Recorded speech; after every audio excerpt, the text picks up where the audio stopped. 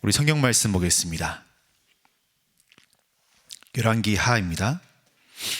열왕기하 2장 9절에서 11절 말씀입니다. 열왕기하 2장 9절에서 11절 말씀을 함께 봉독하겠습니다. 건너매 엘리야가 엘리사에게 이르되 나를 내게서 데려감을 당하기 전에 내가 내게 어떻게 할지를 구하라. 엘리사가 이르되 당신의 성령이 하시는 역사가 갑절이나 내게 있게 하소서 하는지라. 이르되 내가 어려운 일을 구하는도다. 그러나 나를 내게서 데려가시는 것을 내가 보면 그 일이 내게 이루어지려니와 그렇지 아니하면 이루어지지 아니하리라 하고 두 사람이 길을 가며 말하더니 불술의 불말들이 두 사람을 갈라놓고 엘리야가 해오리 바람으로 하늘로 올라가더라. 아멘. 새벽 시간은 가장 한적한 시간입니다. 그렇죠? 한적한 이 시간에 너무나 좋은 이 자리에서 함께 예배하시는 여러분들이 오늘 하나님의 큰 은혜 받으시길 바라겠습니다. 오늘 새벽 기도 오는데 갑자기 제가 예전에 저희 장지동에서 예배 드릴 때 아마 장로님 두 분 기억하실 것입니다. 크리스마스 때인데요. 제가 그날 새벽 기도였어요. 근데 새벽 기도 메시지를 한창 하고 있는데 갑자기 경찰 한 분이 들어오시더라고요. 들어오시길래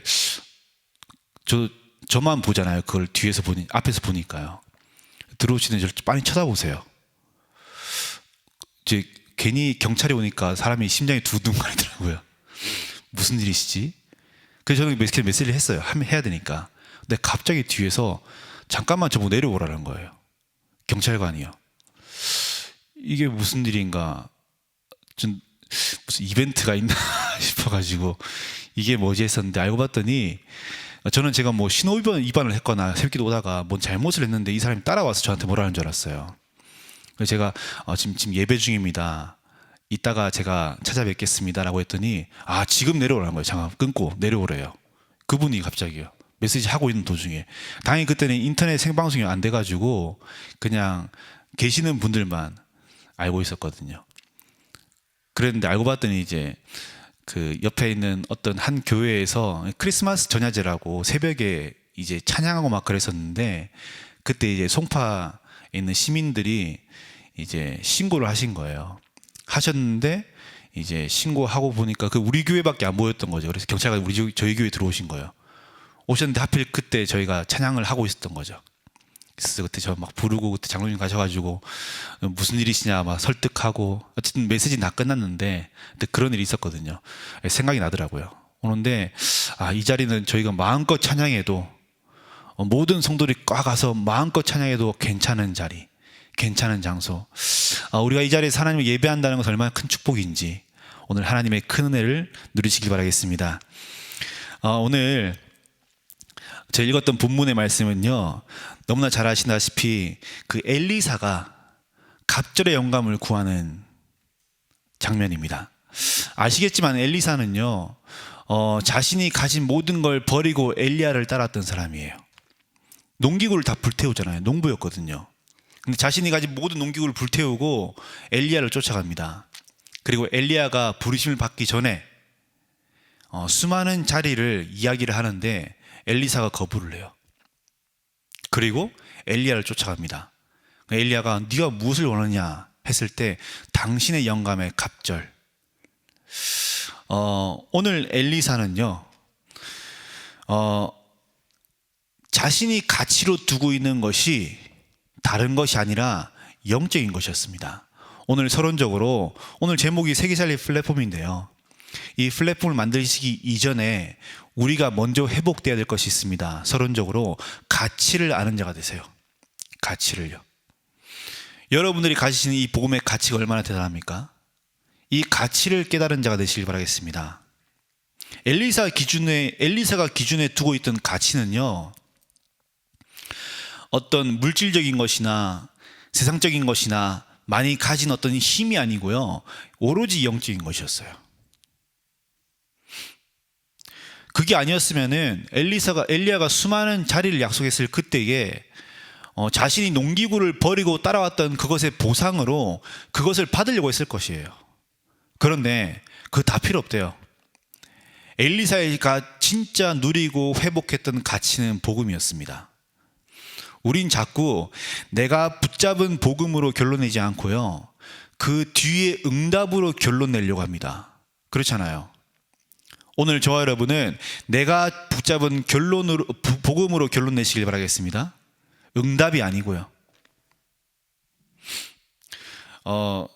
제가 처음 가출을 했을 때가요, 보통 이제 아이들 이제 가출하면은 뭐 가출했다 그러면 중학생 때, 뭐 고등학생 때, 요즘 애들 빠르면 초등학생 때인데 저는 6살 때 했어요, 가출을. 왜 가출을 했냐면 저희 어머니가 발레를 하셨거든요. 발레를 하시다가 저희 아버지를 만나시고 발레가 학교를 다 못 맞추시고 이제 그만두신 거예요. 얼마나 한이 되시겠어요. 이걸 이제 저희 자녀들한테 풀려고 하시는데 제일 처음 본 게 저였어요. 제 첫째거든요. 저보고 발레를 하라는 거예요.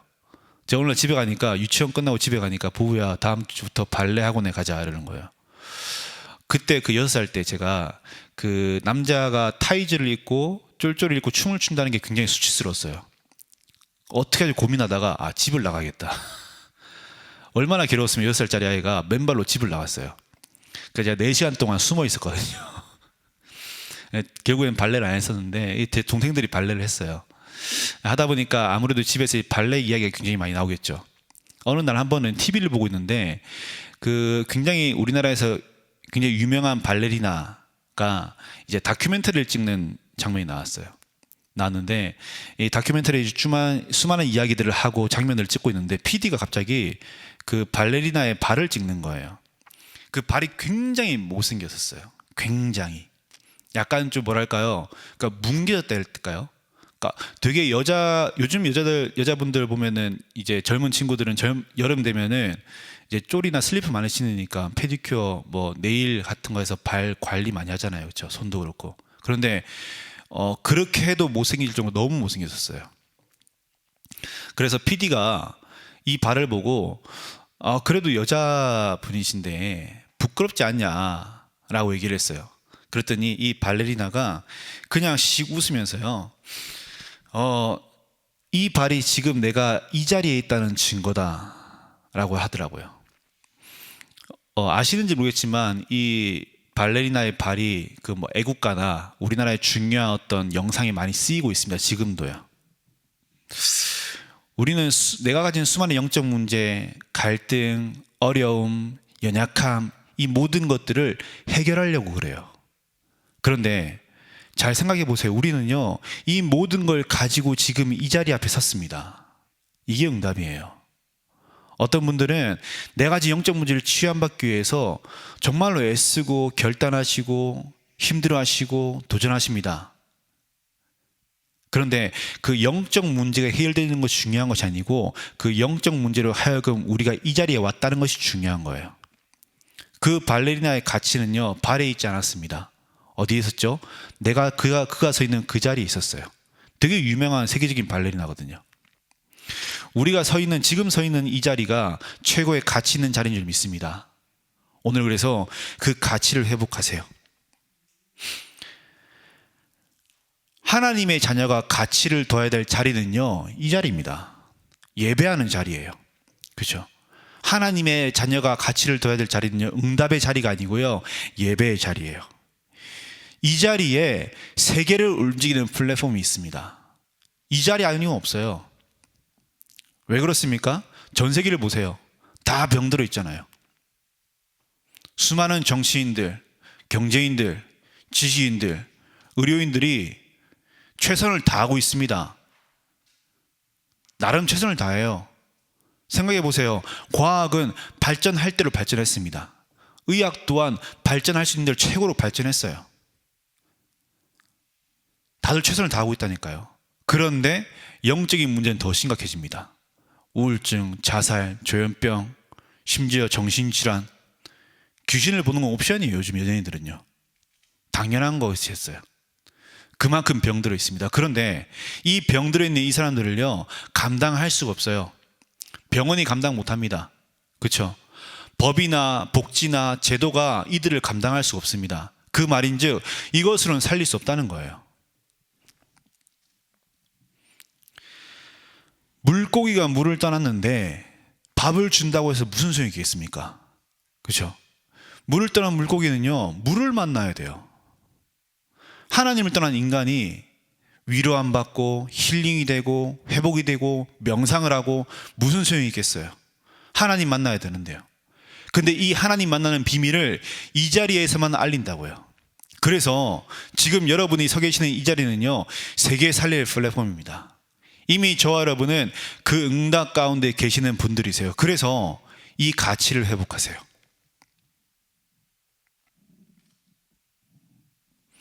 물고기가 물을 떠나면 아무리 애를 써도 죽은 것입니다.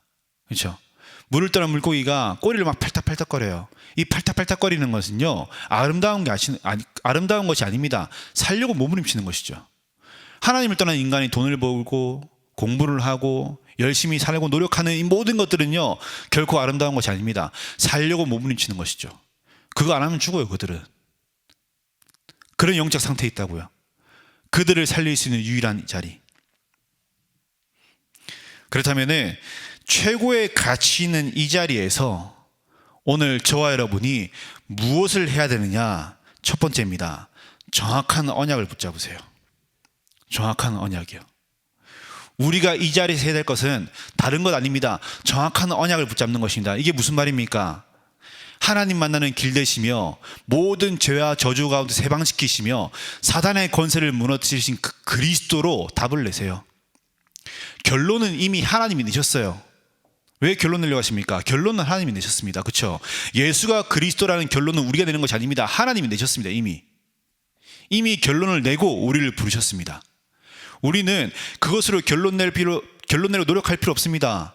이미 하나님이 결론 내셨거든요. 이 언약으로 답을 내세요.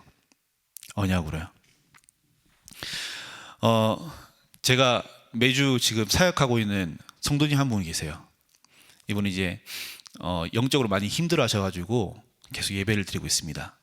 드리고 있는데 이분이 저한테 하시는 말씀이었어요. 목사님, 제가 20년 동안 다락방에 있었습니다. 그런데 계속 귀신이 보이고 이제 환청이 들리고 하고 있어. 지금도 그러고 있다고. 그랬었다고. 내가 본인이 원하시는 거는 정상적인 삶을 사는 거예요. 보통 사람처럼. 그러니까 남들과 평범하게 사는 거예요. 얼마나 힘드시겠어요. 근데 제가 이분께 그랬어요. 이분은 계속 결론을 내려고 하세요. 그리스도로 결론 난 거 맞죠? 근데 나 왜 결론이 안 나죠? 저는 결론이 안 나요. 계속 그래요. 제가 또 매주 말씀드리거든요. 하나님께서 결론 내셨습니다. 그리고 성도님께서는 우리는 계속 내가 가진 영적 문제를 취함받기 위해서 예배를 드립니다. 그렇죠? 내가 가진 어떤 문제의 응답을 위해서 이 자리에 옵니다. 그런데 사단은요, 우리가 영적 문제 취함받는 걸 두려워하지 않습니다. 사단은요, 우리가 복음 붙잡고 받은 응답을 두려워하지 않습니다. 사단은 내가 가진 모든 문제를 가지고 하나님께 엎드리는 그 시간을 두려워하는 것입니다. 제가 계속 말씀드려요. 계속이요. 저와 여러분이 정확한 언약을 붙잡으셔야 돼요. 정확한 언약을요.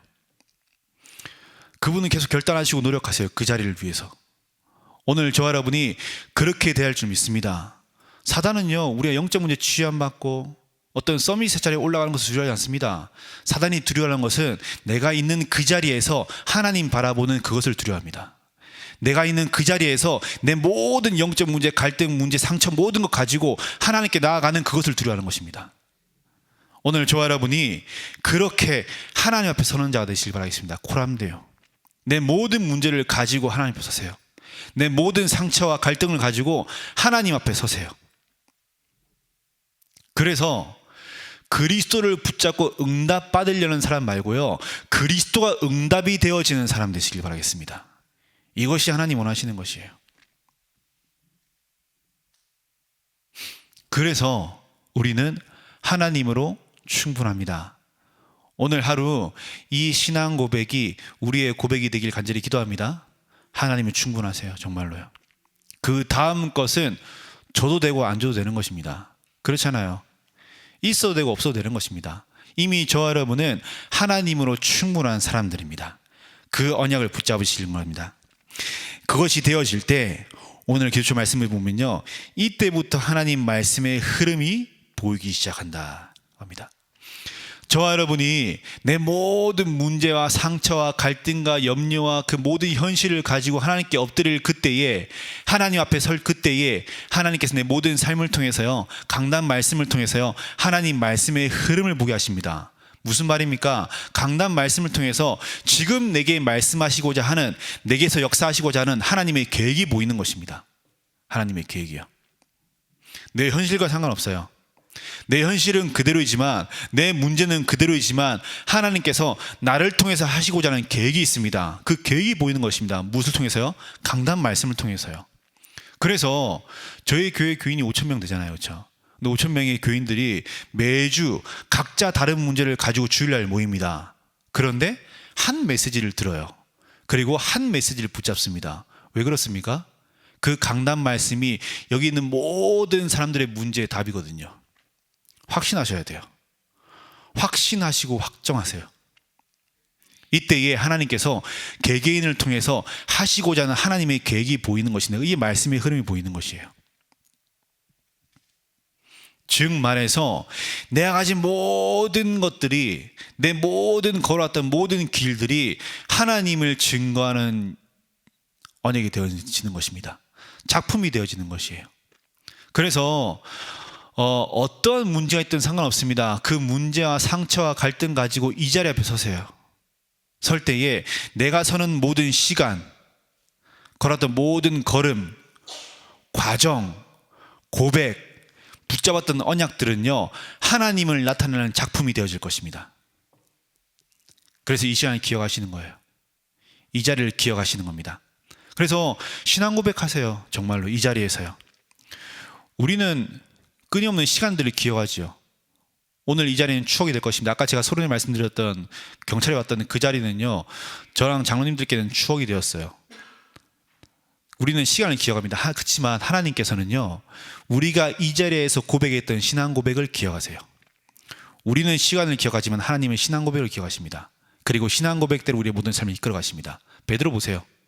주가 그리스도이시며 살아계신 하나님의 아들을 고백했는데 그 뒤에 배신합니다.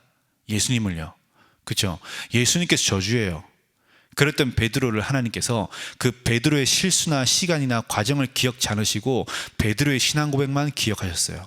그리고 그 신앙 고백대로 베드로의 삶을 이끌어 가십니다. 초대 교황이 되었잖아요.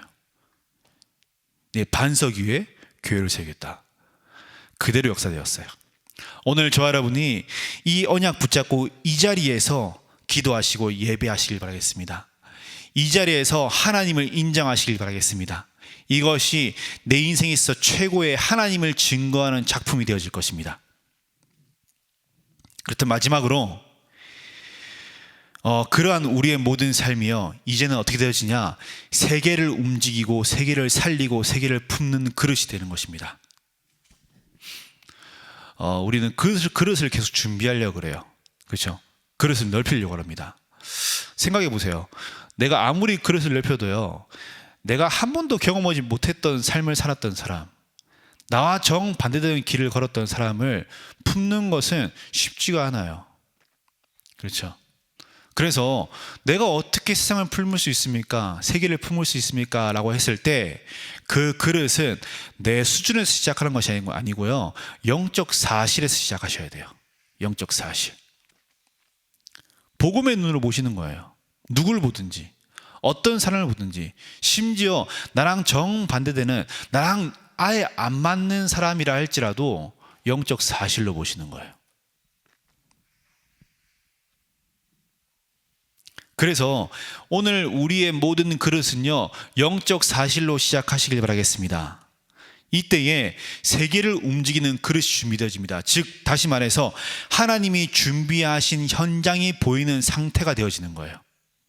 나를 통해서 오늘 내게 내 모든 만남과 일터와 내 모든 걸음 속에 하나님께서 예비하신 그 현장이 보여지는 영적 상태를 말하는 것입니다. 오늘 저와 여러분이 이 비밀을 회복하시길 바라겠습니다. 그래서 오늘 이 자리가 이미 세계 살릴 플랫폼을 믿으시고요, 이 자리에는 저와 여러분이 이미 세계 살릴 플랫폼의 응답을 가진 자라는 걸 확신하시길 바라겠습니다. 그래서 오늘도 온전히 하나님 바라보시길 바라겠습니다. 결론 드리겠습니다. 이 비밀을 가진 저 여러분이 오늘 엘리사처럼 갑절의 영감을 구하는 것입니다. 즉 말해서 내가 가진 수준에서 내 경험과 내 기준과 내 판단을 모두 내려놓고요, 큰 확신을 가지세요. 그리고 믿음 가지시는 겁니다. 어떠한 큰 확신이냐? 내게 주어지는 응답 따위가 보이지 않을 만큼요, 베델이 보이지 않을 만큼요, 여리고가 보이지 않을 만큼요.